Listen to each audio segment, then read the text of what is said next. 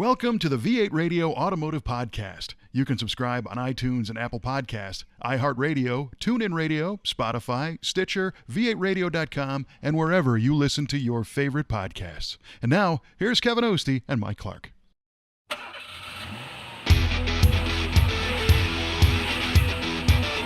Alrighty, to our automotive friends from all around the world, guess what came up in your subscription feed? That's right. Another trenchant episode of V8 Radio, Kevin. Trenchant? Yes, sir. That means to be characterized by energy and effectiveness. Oh, wow. Well, I have two thoughts on that. One, it first sounded like trench foot. Which, that's no good. Which is bad. And then it also, is that French? Is it like tranchant? Tranchant, it could tranchant? be. I didn't study the origins, unfortunately. Nice. Well, we'll butcher it the way us Americans do and call Absolutely. it trenchant. Trenchant over by there, huh? Hey, that's right.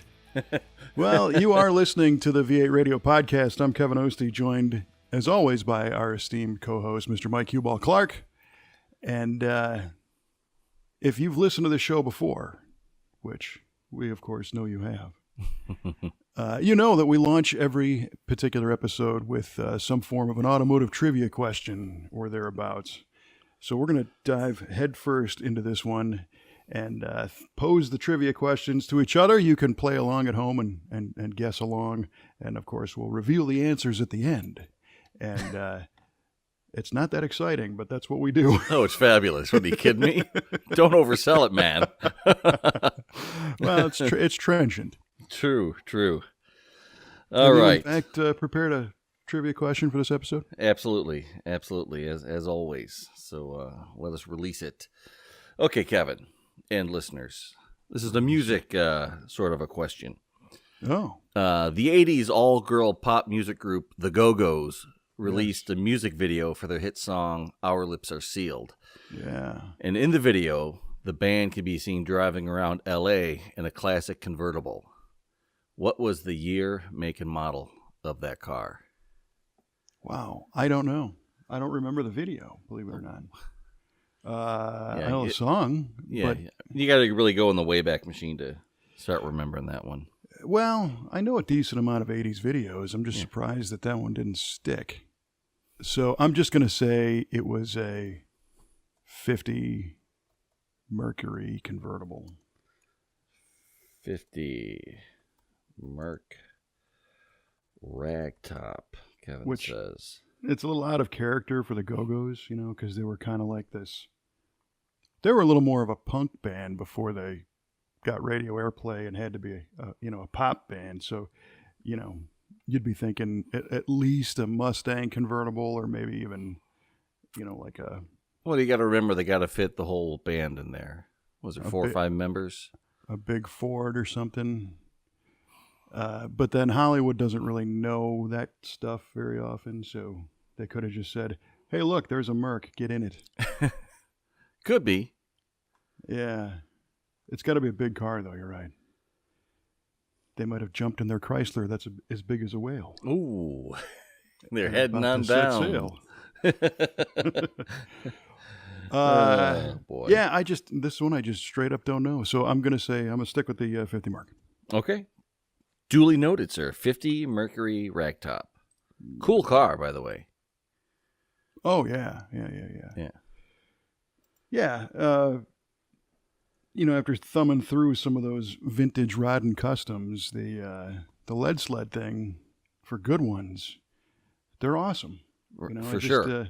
You don't see them very often, so they're kind of off the radar screen a little bit, but a good custom is tip-top, man. Always Amen. did those.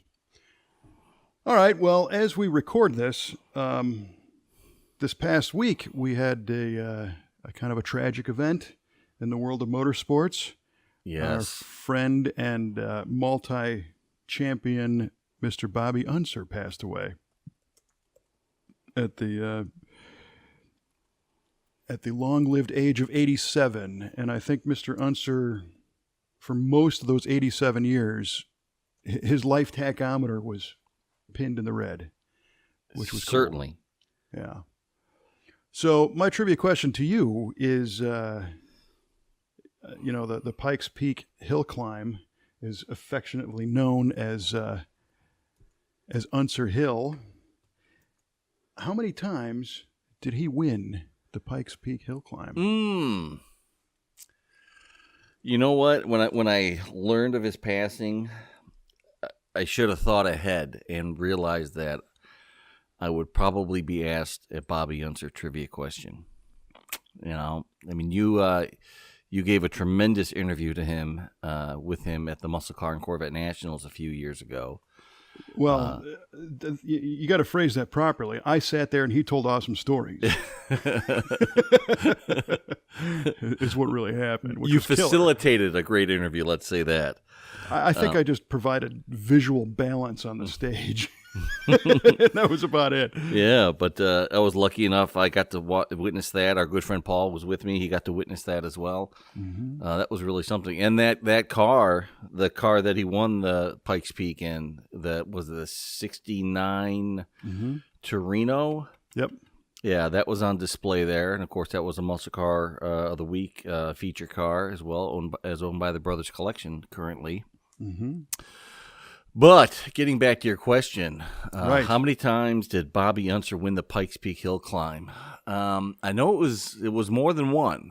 It was more otherwise than it one. wouldn't be called Unser Hill. Unser Hill, yeah. He also won that other little race, the Indy 500. Yeah. At least 3 times. Yeah, that's an amateur race, right? Yeah, he won. He's one of the only 2 people that won the Indy 500 in 3 different decades. That's amazing. He was amazing. He's got Bonneville Land Speed records. Yeah. I mean, he's got, champ racing and you name it. He taught himself to fly so we can get to the next race quicker. Right. Yeah, and that was one of the greatest stories that he revealed that day. I forgot about that one, where he was telling us that he just, he figured he didn't have enough time to do his full work week and then drive a truck and trailer with his race car to the next race. So I guess somebody else on the team would bring the car and he would fly there. And then he thought, well, if I can fly myself, I could save some money. So he teaches himself how to fly this Cessna, I guess, and doesn't have a pilot's license. He's flying all over the country.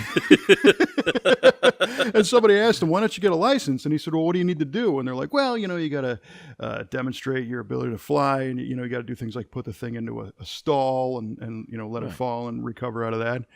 And he's like, well, I'm not going to do that. I don't want to put the thing in a stall. I'm afraid of heights. Why would you want to do that? That's craziness. Yeah. Oh, man. He was great. He was. It's sure is a loss. But Bobby Unser, all right, I don't know the exact number, and I should, because it was mentioned before. But I'm going to say Bobby Unser won Pikes Peak a total of 6 times. 6? Wow. 6 times. And I think I'm selling the man short, unfortunately. At 6? Because I really want to say 13. You want to say, but that's an unlucky number. It is, but if anyone could make it lucky, it'd be him. Yeah, right. Well, I mean, I suppose 6 would be enough to have people refer to the event as your own if you want. You know what? I'm not gonna. You know what? That is not my final answer. It is not. Oh no, I have not locked it in yet, sir. I'm gonna go 14 times. 14. 14. Wow. Okay, man. That's a lot of wins. It is a lot of wins, but that's the number of wins you need to make it called Bobby Unser Hill. That's the official? Yes. If you win something 14 times, that's your baseline. Yeah. All right. Huh. I don't know that I've won anything 14 times, so I got nothing named after me. All right. If that's your final answer, that is duly noted. Dig it. That is. We will find out at the end of the show. Right on, man. Yeah. So lots of stuff going on. It's finally getting some nice weather out here as we record this. It's Alan Shepard Day. It is Alan Shepard Day. also known as Cinco de Mayo.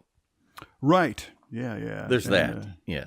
Well, not enough people acknowledge Alan Shepard Day, I think, because it was 60 years ago today, so it's a big one. That's amazing. 60 years ago, our first American went into space. Right. And it was the Mercury program aboard, Friendship 7, I think? And it was, I believe so, yes. Not a very long flight, but it was it was enough to get us, back in the race. The Soviets with Yuri Gagarin had reached space first, and it made the collective United States population start shaking in their boots because of it was kind of a proxy war we were fighting against the Soviets, which was better than a real one. Yeah, always. But instead of engaging in some sort of conflict on the ground, we played a chess match in the sky, and it was very cool because we pioneered all kinds of great technology that you and I are using right now, thanks to guys like Alan Shepard and the NASA team. So, thank you, boys. Oh yeah. And along those lines, this has nothing to do with it, but it's something I wanted to chat about, and that is your new truck. Oh yeah, almost forgot about that. Yeah, right. So last we chatted, I was looking to pick up a pickup truck, a full size pickup, and I went to look at one. It was after work a week ago Friday, and it wasn't quite what I was hoping for. So I kind of nixed it. It had too many miles. It was a nice truck. It was a 2500 HD crew cab with a standard bed, 6-liter, not the diesel. But it just something didn't feel right about it, and I just, it looked like somebody had painted the frame over all the rust on the frame with black paint. Yeah. I'm like, you know what? That looks a little sketchy. So, I mean, I can understand wanting it to look nice, but what is it trying to hide? So it was dolled up for sale. Exactly. Yeah. So the guy at the dealer where I went, he says, is there anything else that might pique your interest here? Mm-hmm. And granted, I drove a long way. I drove an hour and a half to look at this thing. Wow. After work on a Friday. And, you know what? I had in the back of my mind, I've always wanted a Suburban. So I said, you got any Suburbans? He says, I got 3.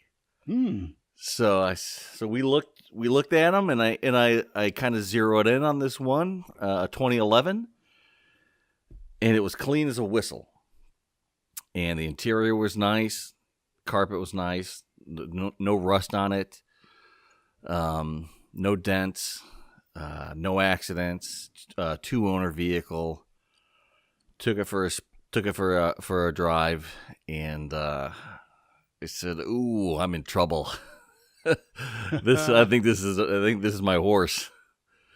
So I called my wife. I told her what I'm doing. She's on board. So we did it. So I drove it home. So I'm the proud owner of a Summit White 2011 Chevy Suburban. Well, good for you, man. Thank you. I dig Suburbans. I could not be happier with this truck. This is the only truck I ever want to own for the rest of my life. Yeah, you texted me something along those lines. Yeah, this type of vehicle. Maybe not this particular one, but a Suburban nonetheless. Yeah. So roomy.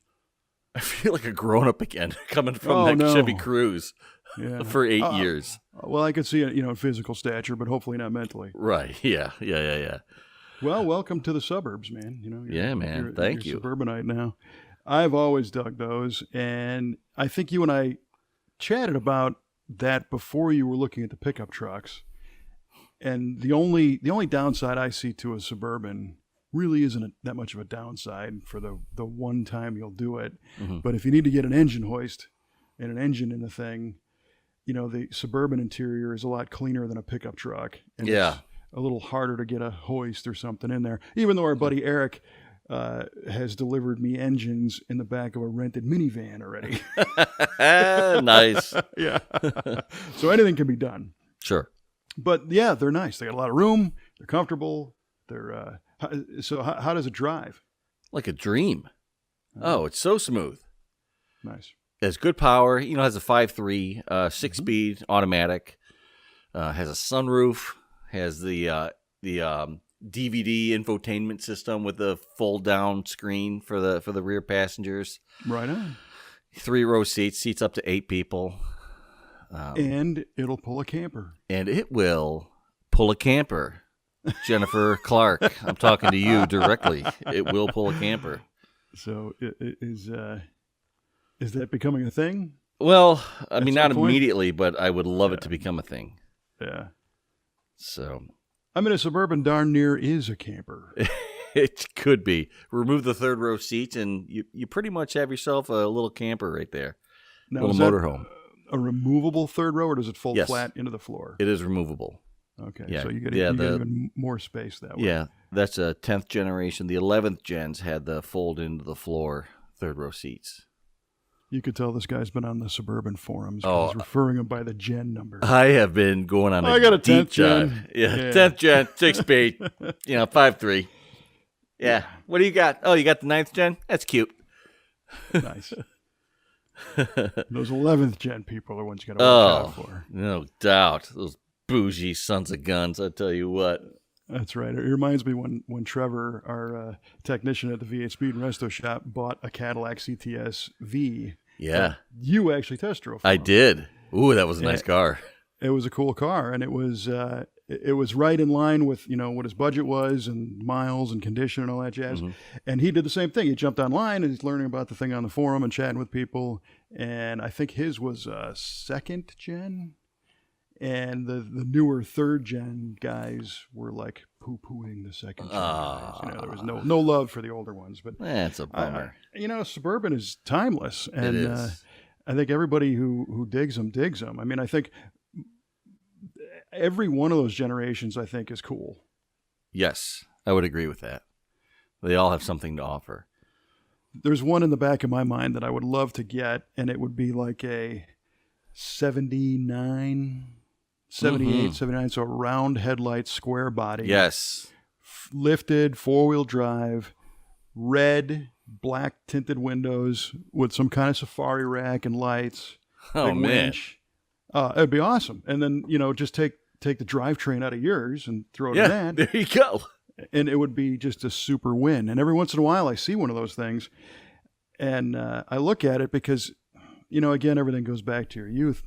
My neighbor had what I believe to be about a 77. It was like orange, wood grain, naugahyde, tan and orange rust-colored seats and everything. Mm-hmm. And he was when I was in Boy Scouts. He was a scout leader of some sort, and we'd go on trips in that thing and pull in a camper, and it just rusted so bad. Oh man, all the way to the roof, and he replaced it with I think an '84, which was square headlight but still square body, blue one. Yep.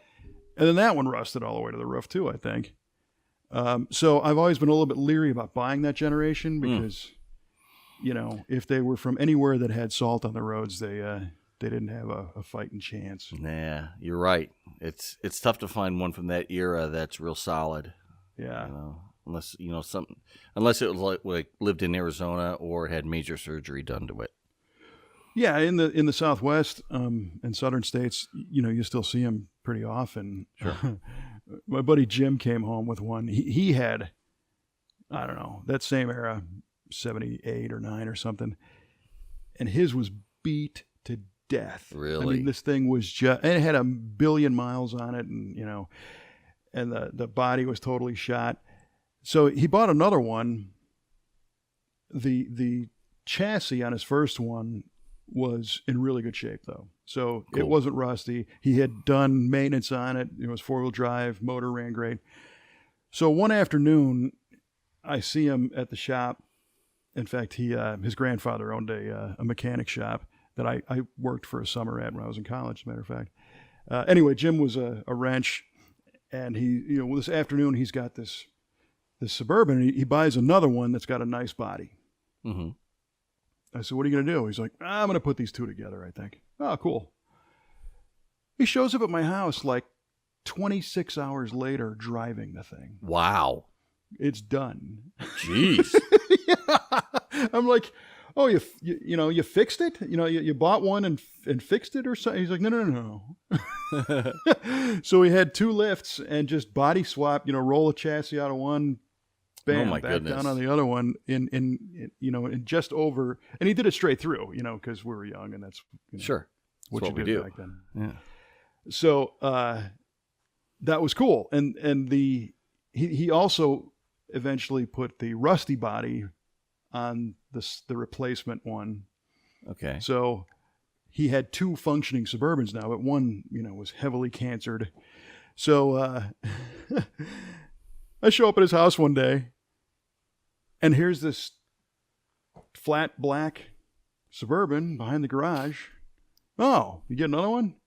No. That was that same one. Oh, you painted it? You took the time to fix this thing? Huh. He's like, nah, that's all expanding foam. Nice. And then back at the quarter window, at the corner, you could grab it and lightly squeeze the thing. That's wonderful. I love it. Cheese grater and expanding foam. Well, So- whatever works. Yeah, it's a good thing they've come a long way since then. And, Yes. I'm glad you got something that you dig, Oh man, I keep telling Jenny, like every chance I get, my wife Jennifer, I said I love the Suburban so much. She's starting to get sick of hearing it. Uh-huh. But yeah. Well, it's a good thing she already has, a nice newer car for herself. Otherwise, Yes. You'd be selling her and getting one for her. Exactly. And actually, speaking of Jennifer, I would be remiss if I didn't mention this. Last time we talked, on the show, we were talking about the Power Tour dates and how they coincided with our birthdays, and how I thought, my wife is not going to want to spend her birthday on the Hot Rod Power Tour. Mm-hmm. And she listened to that show. Uh-oh. And she had a bit of a bone to pick with me. She's like, excuse me, how do you know I don't want to spend my birthday Nice. with you on the Power Tour? I'm like, I just assumed. She's like, I just did some digging, and I think we can make a few stops. Wow. As long as your car's running. Yeah. Honest to Right God. on. Yes. Well, that's super cool. It is amazing. She never ceases to surprise me. Gotta love that. Yeah. So yeah, so as long as the car's running and I feel like it'll take it, I think the first 3 stops I'll be able to make. Wow, that's fantastic. Yeah. Well, that's cool, Jen. I appreciate that. She looked into it and said this might be fun because it is a road trip. It's a vacation of sorts. Yes. And she's probably looking at it from that angle. Mm-hmm. She might not want to go again. Or she might love it. Chances are she's going to love it.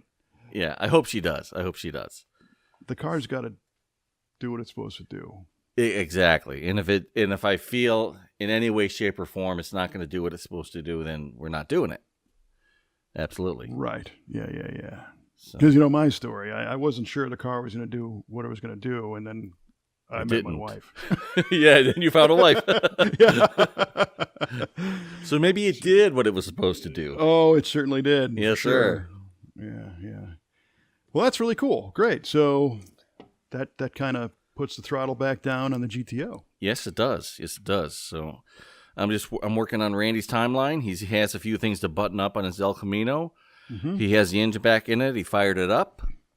Okay. He has to get everything else put together so we can maybe take it for a little bit of a, drive up and down the driveway or down the street to see what it's going to do. And then he'll be able to make some movement around in the shop, and I'll be able to get the car over there. That's fantastic. Yeah. So let me think for a second. I honestly didn't pay a whole lot of attention to the details on the Power Tour route for 21. Isn't it like Ohio? It starts in Norwalk. It's In Norwalk. Yeah. Yeah. And then it goes west, right? Yes, it does. So we would be able to. It goes from Norwalk, I think, down to Indy. Yeah, and then across to Gateway, and then St. Louis. Yeah, and then to State Farm Arena at University of Illinois. In Bloomington, or Champaign, rather. And then back. And there's, I think, one more stop after that, right? Yeah, I think so too. 5 stops, 6 stops. It seemed short to me this year, but yeah, it's usually around there. Huh? Very interesting. So, well, heck, for me, that would be similar to the early power tours that Paul and I went on, where you drive a destination to get to the start, and then it brings you home. Yes. And in my case, it would come right to St. Louis, which is 25 miles from where we live. Right. Might have to look at that. Yes, you might have to. Yeah. Huh, cool. Right on. Yeah, I'm pretty stoked about the whole thing. Well, that's cool. And if the GTO isn't ready, you got a sweet Suburban. I do. You still make a few stops. Yeah. They'll just drive the support vehicle instead. Yeah, we'll have to get some graphics done for it. There we go. We need a big V8 radio down the side. Yeah, there you go. It would look great. There's Plan B. And it's air conditioned, and it's smooth and quiet. It has rear air, and everything works on this thing. I've been testing everything. Everything works. It's amazing. That's funny because a long, long time ago, I was chatting with Cole Quinnell, and Cole used to be a hot rod staffer. Uh-huh. And in fact, I don't know if you remember, in the 90s, there was a 57 Chevy project car called the Pavement Pounder in hot rod. It was orange, big block Chevy, full cage. It was like a 9-second car. It was a very nice 57. Oof. Probably one of the nicest magazine project cars ever done. Cool. I mean, it was really, really nice. Because a lot of magazine projects back in the day were things that looked really nice, but maybe weren't completely sorted out because they were more built for editorial content than to be a car. Sure.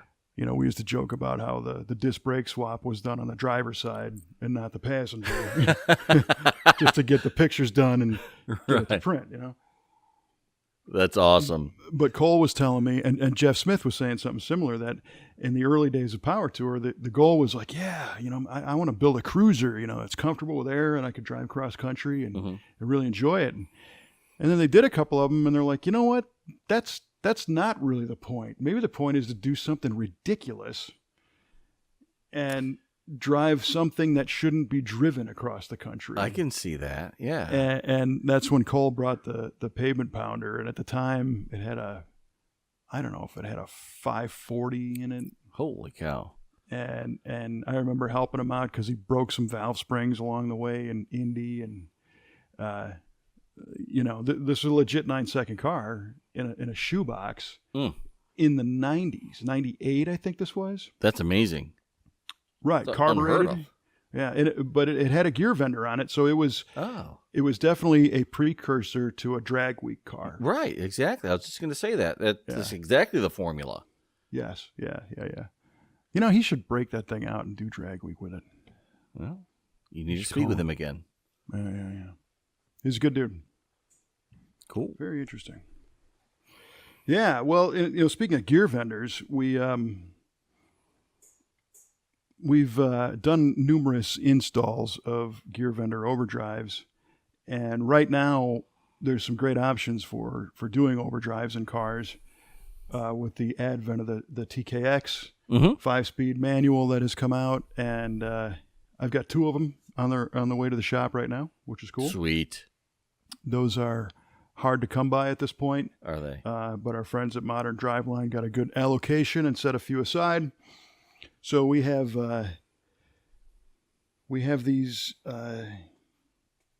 cars. I don't know if you've ever heard of it. It's called it's got 3 letters in the name. I don't know what's it. I may GTX. Something like that. Something like that. Yeah. GTO. I think. GTO. Yeah. Yeah. So a gentleman is bringing us a car. He's already prepaid for the transmission and the conversion. We're doing an automatic to manual. Oh, boy. In a 66, I believe. Oh, wow. Amazingly restored car. Beautiful car. Uh-huh. Big inch Pontiac motor. Lots of power. It's running a Turbo 400 with a gear vendor and a CompuShift box with paddle shifters. Get out of here. And he wants to row the gears manually. All right. I mind's respect that. Way more fun, and wants It to do is something different. It is way more fun. Yeah. So it's a little recon I can do, to see how the gear vendor fits in that first gen A-body platform. Sure. Because it's coming in with the drive shaft and, everything on a 400. Oh, okay. All right. Yeah. So I'll let you know if he wants to make a deal on the unit. I mean, if you're talking power tour now, you're starting to talk overdrive. Yeah. Well, I mean, it has soccer mom gears in it already, so it's not bad. It has AC gears like 293. So okay. That's RPMs are still pretty reasonable at highway speeds. Gotcha. And I know I earmarked a 204R for you that I've had sitting in the barn forever, and quite frankly, I'm not sure it's still there. Oh, no.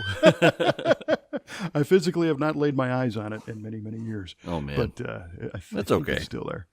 Well, but I mean, if this dude wants to, unload that, you got 293 gears. Yeah. Who knows? Anyway, it'd be good. It'll be good information. And plus, we'll be able to do the swap and do the TKX to see how that fits in those cars. The tunnel's not that narrow for being able to swallow a Turbo 400. So we're not anticipating a lot of hassle on that one, but it should be pretty cool. It should be great. Yeah, I'm interested to see the progress on that. Yeah.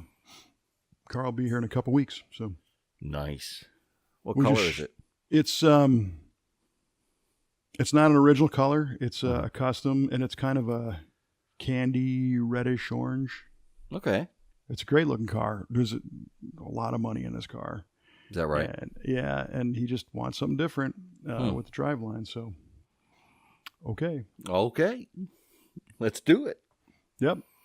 Well, he knows he's seen our work before and knows that the team is careful around something like that. Absolutely. And we're not going to bash it all up and scratch it up, and he can drop it off and not worry about it. So that's cool. Very nice. Yeah, Trevor actually teased me with a sweet picture of I think a 70 GTO, a gold one, with he sent me a shot of the 455 GTO 455 CID emblem on there. I'm like, oh man. He's like, just thought you'd want to see what I'm working on today. Yeah, and it's a nice car. Yeah. Well, you remember our friend Mo. Absolutely. And his secretary. Right. That he referred to his wife as a secretary. Yep. Ah, boy. Mo is a veteran, a non-vet, a customer, a gearhead, and just an overall great guy. I talked to him this past week, as a matter of fact. He called me to see what's up. Yeah. And this is a tangent on a tangent, but it was interesting. Mo was telling me about a Vietnam memorial in Peevely, Missouri, that is an exact replica of the Vietnam Wall Memorial in Washington. Yeah. He said, I think the only difference is that the Nam Wall in Washington, the names are etched into the stone, so you do the rubbings. Yes. And I don't know if I don't think they carved those. I think they might have blasted, sandblasted or something, those into the granite. And the one in Peevely doesn't have that level of depth. He said you can still kind of do a rub transfer, but it's not as deep. But everything else is like right on. And Mo had just taken 2 bus loads of vets down there to tour the place and check it out. And he was just going on and on about how cool this was, which is, it's a nice little afternoon day trip for us. It's not very far away. So I'm kind of thinking about doing maybe a little car cruise. We'll get some people together. Oh, right on. Buzz down there, check it out. So Mo's like, yeah, go on the web and find the website. It's the Vietnam Memorial. He goes, just type in Peevely, Missouri, and it'll come up. And sure enough, here's the website. It's super impressive looking. And here's the photo gallery. And I click on the photo gallery, and the very first picture is my neighbor handing over a Christmas gift to somebody. Get out of here. Yeah, and in my neighborhood, I have several Vietnam veterans that live around here. And this is a gentleman named Stan who lives on the other side. You know, he's 2 blocks away, if you will. Okay. And he was in Nam. And if I remember correctly, Stan's dad ran a Ford dealership.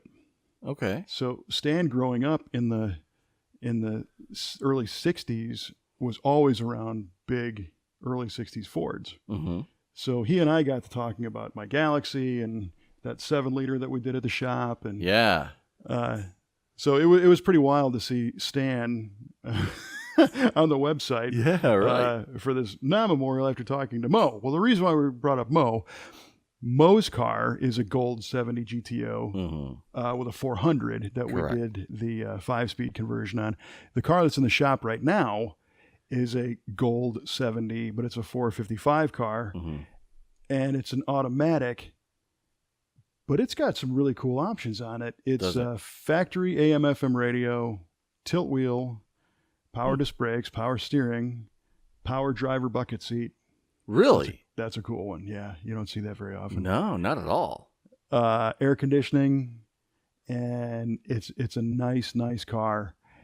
And our customer bought it a year or so ago, year and a half ago, maybe 2 years ago now. And he brought it to us, and we fixed a few things. I think we inspected the gears. I don't remember if we put a gear set in that one or not, but did some seals and, just fluids and stuff.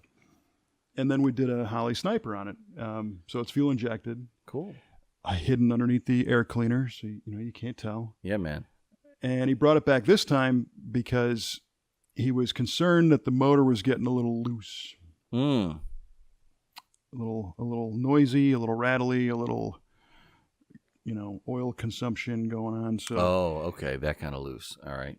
Right. And it's not a high mileage car. It's just so we ended up doing an in-car, compression check and checked a few things, and it was determined, and because he wanted to do it, he wanted to rebuild this thing and renew it, essentially. Yeah, sure.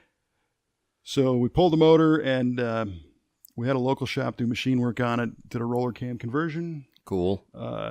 Detailed it, put it back in the car, and put of course, the EFI system back on it. And I drove that thing today, and it is really, really nice. Is it? It is a really nice car. Yeah, it's got 14-inch Rally 2s on it with red lines. So, another thing we did is the eyebrow stripes, like a judge stripe. Okay. They didn't come on that car, but they are what would have, if you ordered them. Sure. For if you had a judge package on it, right? Yeah. He just liked the way they looked, so we threw those on there. He has good taste. And the only thing that, from a critical standpoint, so today, unfortunately, I have to drive a lot of these cars before they go home. Oh, such troubles! It's horrible. I don't know how you do it, man. I just drag myself into work. You're a giver. Yes. Well, the main thing is to make sure that, as we've learned, if a technician works on a car, so first of all, you've got the owner and the way the owner drives it. Yep. And then you got the technician who did the work. And if it's something that involves a test drive, technician's going to take it around the block. And of course, we're insured for all that and all that jazz. And we're not out hot rodding the thing around, just making sure that it does what it's supposed to do. But we've learned, because we've sent cars home, and the owner has complained that the issue was still there, like a bug or something, and the technician didn't experience it. And the reason why is because the technician drives the car totally different Sure. from the way the owner does. So Trevor says, hey, let's put a couple people behind the wheel of this thing just to get feedback and make sure that, because I'm probably the most conservative driver in the shop. I mean, any manual shift car, I always try to get it to leave the line without any throttle at all. Oh, wow. Let's just feel the clutch. Let's, not burning it up, but just feel the action, feel how those off idle jets are pulling and timing and, all that stuff. I'm Mr. Low Speed, and I'm listening to everything. And so today I drove that GTO to do that evaluation. Super smooth. It's very eager. It's got good power. Cool. But being a roller conversion, it's got a little valve noise. Does it? And I don't know if it's the lifter link bars maybe, or there's something going on there. It seemed to diminish as it got warmer. Okay. So it actually could have been a lifter. Maybe the lifters are pumping up or whatever. It wasn't horrible. My first thought was we got to put it back on the rack and tighten up the exhaust leak. But as I listened to it more, I'm like, no, there's 8 of those, We have 8 exhaust leaks now. Yeah, at least, So I deduced it to be valve noise, and then when I got back, I opened the hood and listened to it run, and yeah, you can hear a very faint sewing machine. Tap, tap, tap, tappity. Yeah. So that's something that you might encounter on yours. Mm-hmm. Yeah, and I'm prepared for that. I understand that may happen. Yeah. And that's something that we got to make sure that the owner is prepared for and understands. And I'm sure we told him about it ahead of time. Some are worse than others. My Galaxy makes noise, and I would really love to make it go away.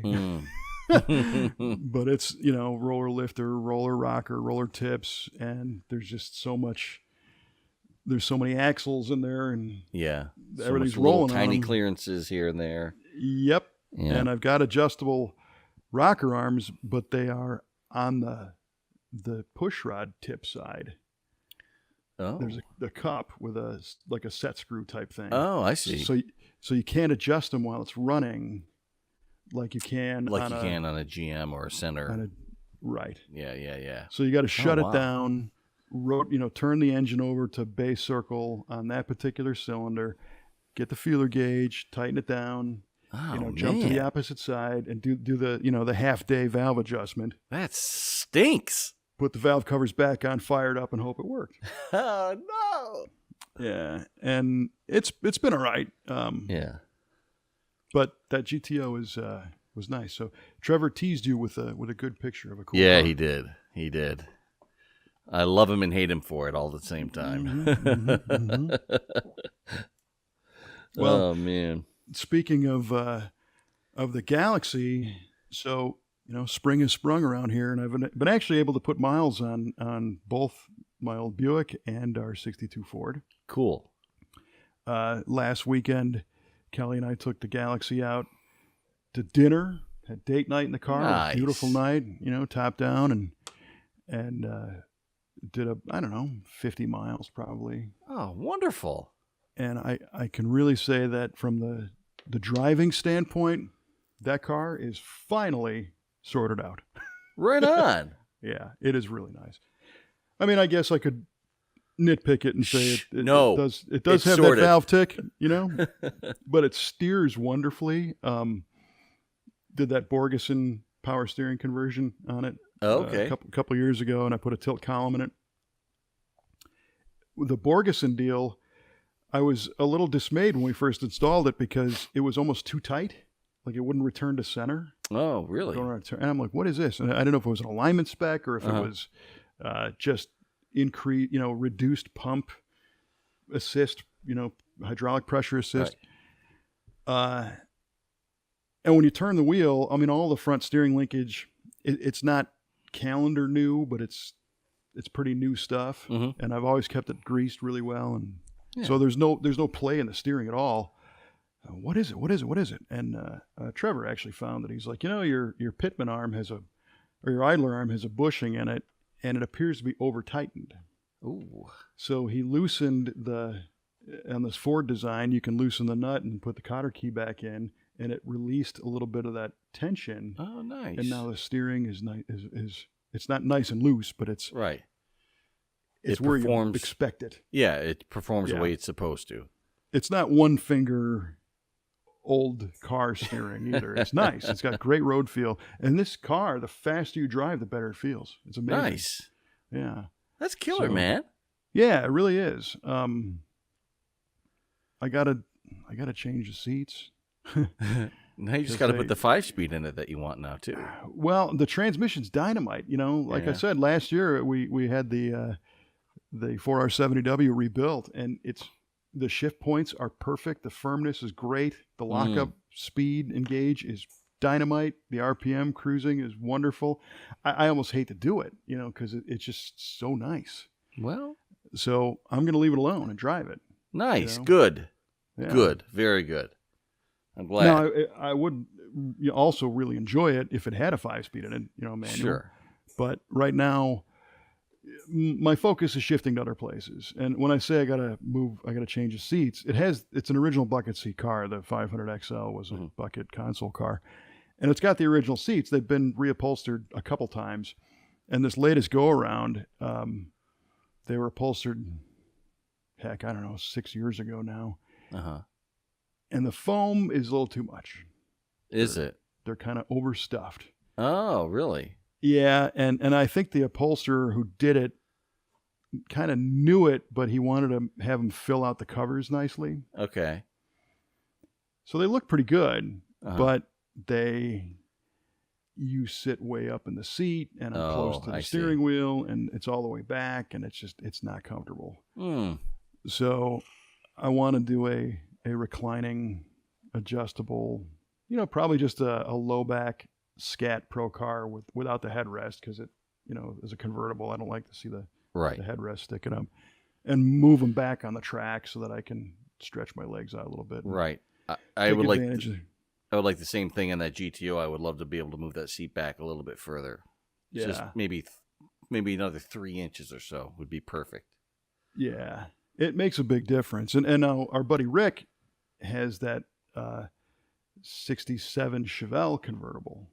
Right. And he got those seat relocators from year one. Right.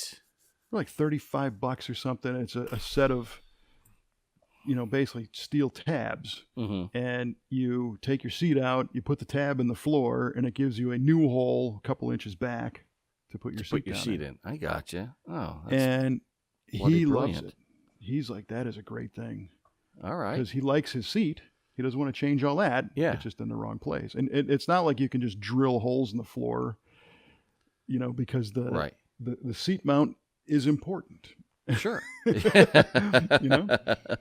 Yes, sir. Absolutely. And, there's a cage nut or a bigger nut with a load-bearing plate, under the floor that the bolt goes through to make it safe. So those utilize that, and then it's a, 1/8-inch thick piece of steel or something. And it's very simple, but they work great. Nice. You should get a set. I think I'm going to get a set. Write that down for Power Tour.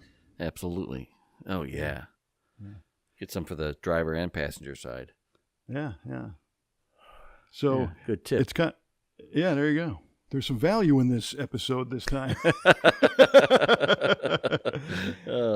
Brilliant. Another thing I think is funny is I can drive my old Riviera around, and people look at it like some weird dude in an old car. I drive the Galaxy around, it's like the circus came to town. Is that right? People are honking and falling out of their windows and waving and taking pictures, and it's nuts. And it's bright red. It's got, a lot of polished trim on it and everything. And it looks like it's not invisible like the Riv. So it took a little getting used to again, to see people being that wound up. And what was cool is I saw quite a bit of younger people.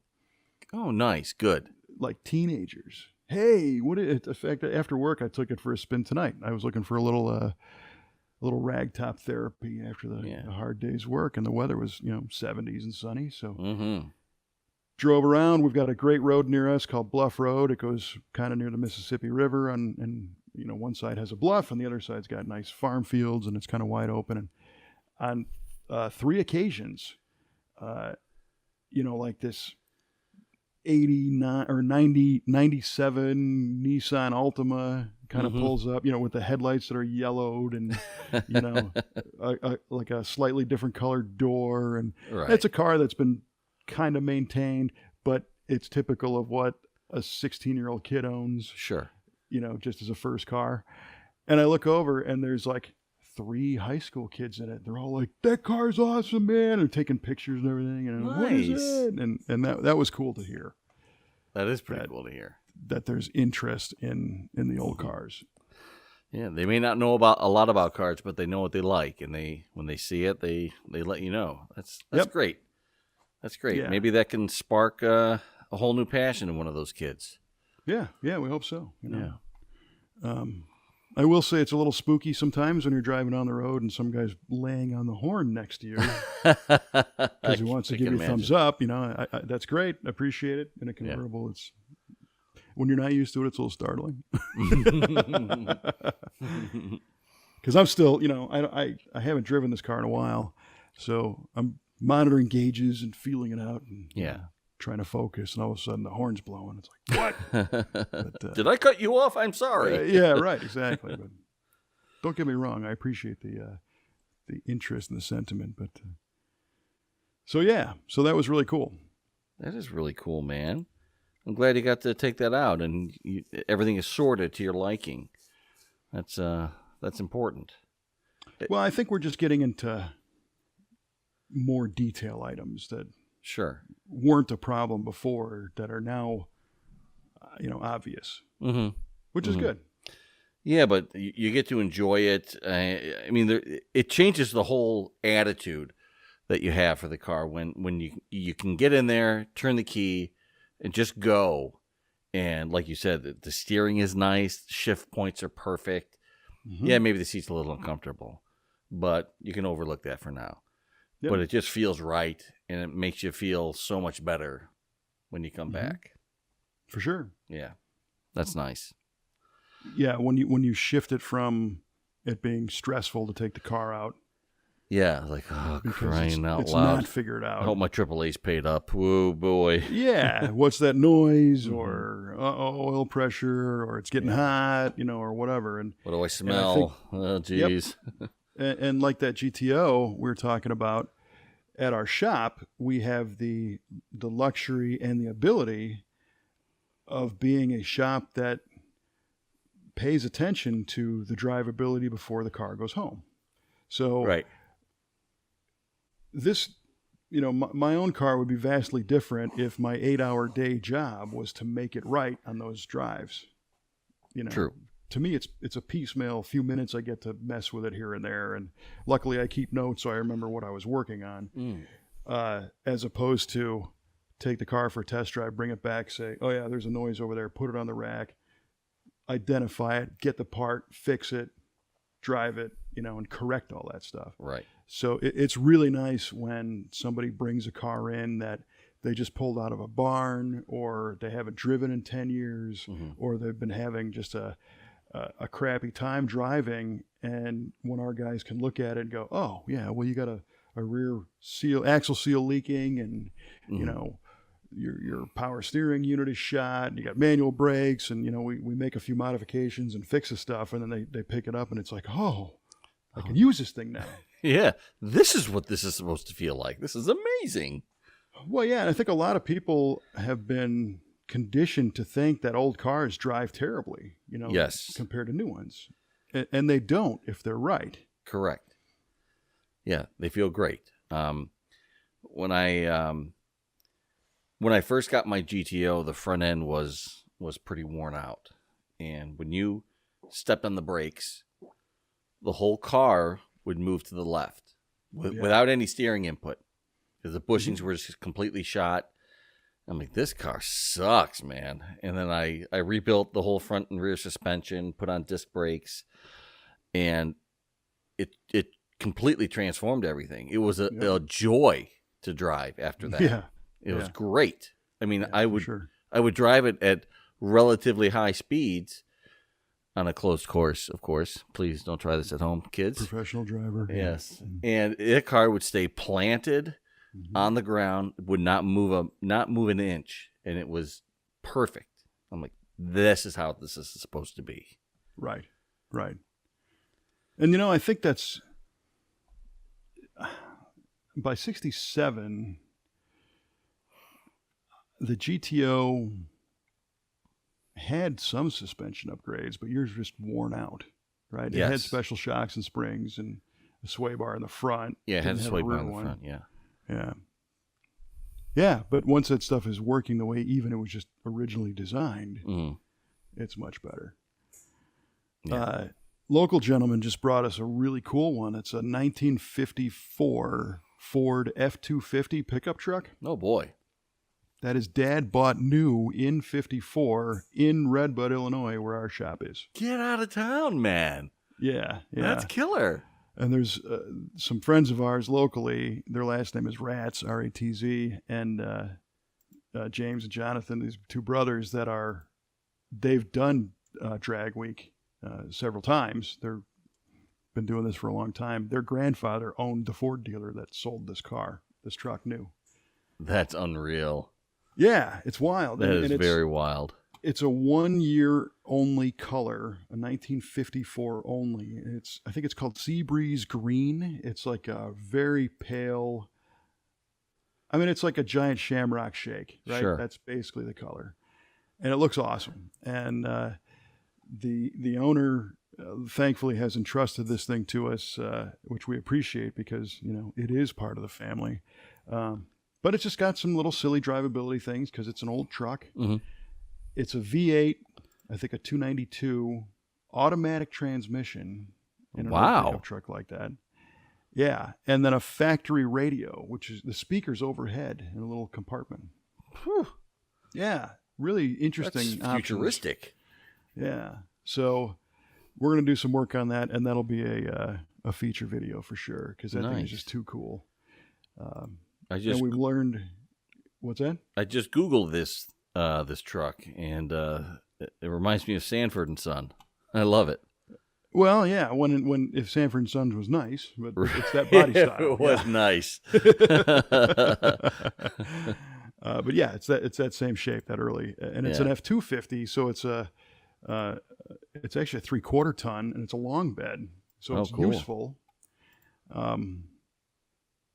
And I've learned that the Ratz family still has potentially some old Ratz Ford dealership stickers. Ooh. And we're trying to get one to put back on the truck because it was repainted at some point, and somebody, they peeled all that stuff off. Right. Yeah. But that'll be another one. I'm thoroughly convinced, once we get a tune-up on it, and we're going to put different wheels and tires because they're too small, and fix the brakes and whatnot. It'll drive great. That's killer. Yeah. It's never left home. That is very unique. Something that old is still surviving in the same town where it grew up. Yep. Very cool. It is. But what also is very cool is when your boy here ends up losing the trivia question for like every episode this year.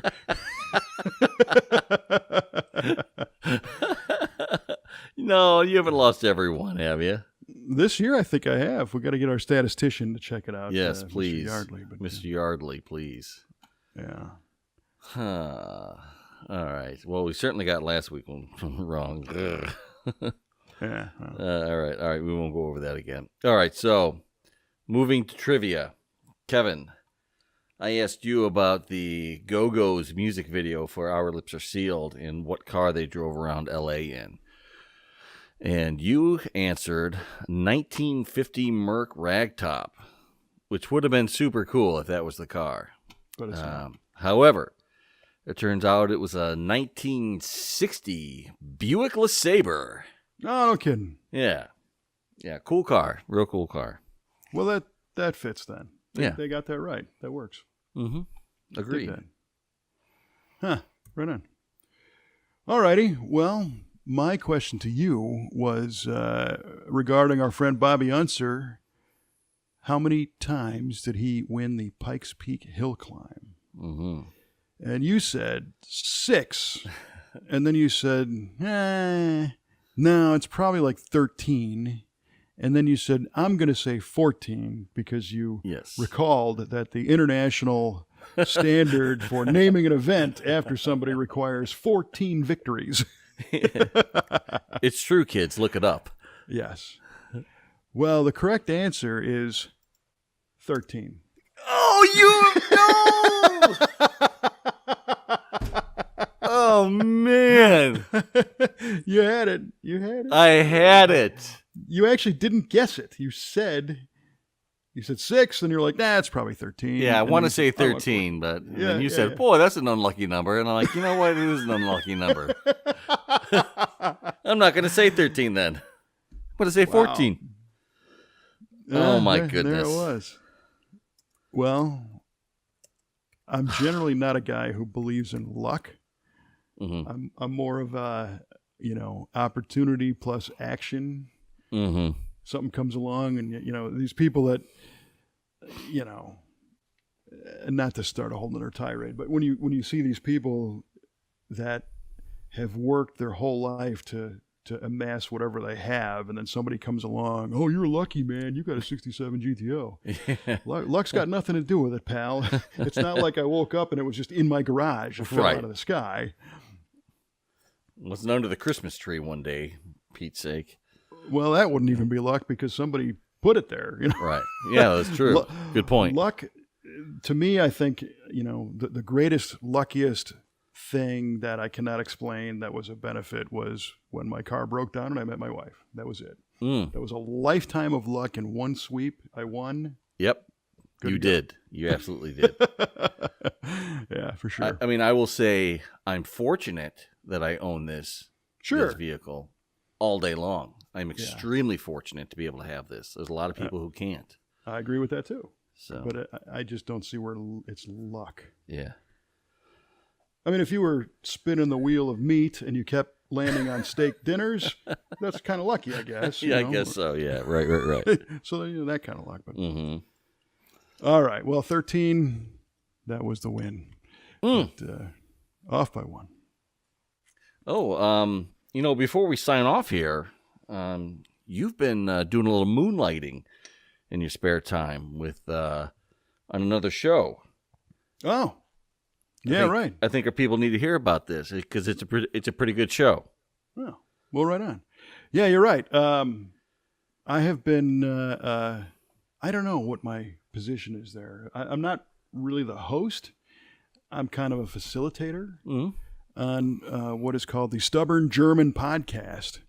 And the Stubborn German is a brewery that a friend of ours, Mr. Chris Ron, and his wife Tammy opened 5 years ago. And it's been very successful.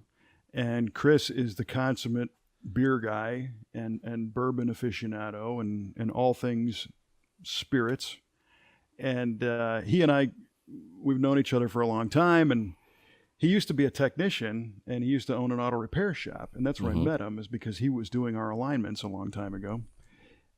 Anyway, fast forward to today, where a couple years ago, I had approached him on the idea of doing maybe a local theme podcast here in our little county, because it's a great way to share stories and get to know personalities. And he's like, yeah, I'd be a guest. And I went, yeah, cool. Well, I don't have time to do it. And he's like, I don't either. So it got shelved. Well, one of the patrons in his bar produces podcasts for fun, and came to him and said, hey, tell you what, if you want to do it, I'll edit it. I'll post it. I'll do all the internet side. You just got to talk, right? Yeah. So Chris is like, oh, well, that'd be great. I don't know where to start. So he called me. Perfect. And he's like, hey, would you mind, kind of helping us out? And I said, well, sure. Which turned into, I'm the guy that does the intro and the close and kind of usher things along. And we've done 5 episodes. We're gonna record a couple tomorrow night, as a matter of fact. Cool. But the fun thing there is that I'm the guy who doesn't know anything on that, right? So these guys have the opportunity to really geek out on brewing and beer and bourbon and what it's like to own a bar and ingredients and I'm the guy that says, well, what the heck does that mean? Right. I've certainly experienced enough, product and enjoy his creations, but I don't know how to brew. I don't show up at the meetings, You're right. You're not in the Brown Water Club. The Brown Water Society. Brown Water Society. About that. Yeah. Sorry. Yep, that's his bourbon club. So it's a different approach for me, which is fun. It's out of the comfort zone to a degree. It's very comfortable to do it, though. I mean, we've had some really great guests and nice people. So yeah, I mean, you can tell you're having a great time, and it's cool subject matter and learning about the brewing process and how he got into it and distilling and, how he got into, distilling bourbon and some of the ideas that he wanted to have for the place and that his wife shot down because they are not good ideas, my friend. Well, Chris and his wife Tammy and my wife Kelly and I, especially kind of before COVID times, we'd get together whenever we could because, we can swap husband and wife business owner stories. Sure. And learn from each other. And they're both really great people. And Tammy and Kelly both kind of have a similar role where Chris and I are the ones that come up with, the one example that he gave on the Stubborn podcast was a beer slide. Right. That's right. We need a beer slide. Nobody even knows what a beer slide is, but it sounds great. And Tammy's like, no. Yeah. And of course, when we started our business, I was the guy saying, we need to do the TV show. We got to do these events. We got to do all this stuff. But recently, I think that's kind of shifted as Kelly has become the person that kind of runs the business side of it. Right. Now I'm the guy kind of going, do we really need to be doing that? But it brings me to the bear story where, what I've learned is sometimes these ideas kind of run their course. Mm-hmm. And that's how Tammy handles Chris often. Okay, sure. Sure, hon. And Kelly and I were driving to SEMA cross country one year, and she looks at me and says, we were in, I don't know, western Colorado or something, and she said, can I get a bear? And I said, what? And a bear, like a brown bear, a little black bear maybe. And she's got a lot of experience raising animals on, growing up on a farm. And I thought to myself, I could yell at her and say, no, you're crazy. And that's not the right answer. Mm-hmm. So I said, sure, right on. So she said, great. So, of course, starts researching on the internet, reading all about it. And a state and a half later in our drive, she's like, yeah, I don't think I want a bear. Oh, okay, hon. If that's what you want. Whatever you want. Yeah, exactly. So I noticed I get handled that way too. Oh, totally. And it's all good. Yeah. Beer slide. Well, where's the beer? What are we going to do with all the old beer then? Are we going to have a change room? Are people going to come in their bathing suits? Oh, yeah, maybe we don't need a beer slide. Well, especially when you say, well, what are you going to do with all the old beer? Right. And when are you going to clean this? Mm-hmm. Yeah. So his bar is called the Stubborn German Brewing Company, and that's why the podcast is called the Stubborn German Podcast. And thanks for bringing that up. Yeah, I'm glad you tuned in and dig it. It's fun. Mm-hmm. All right. More stuff to burn time, ladies and gentlemen. You can find that podcast and this one wherever you tune in. And if you like what you heard, hit that subscribe button. Drop us a review. Always like to hear those. And we've got some interesting topics coming up for next time. Trivia questions and maybe a little bit more nonsense. Anything else you want to throw in before we... I'm just really happy to be here, man. Me too. Dig it. All right. Well, for Mr. Mike Q-Ball Clarke, I'm Kevin Oeste, reminding you to keep all the shiny sides up and be inspired by Mr. Unser and do whatever it takes to be a champion, because relying on luck ain't going to get you there. See you next time.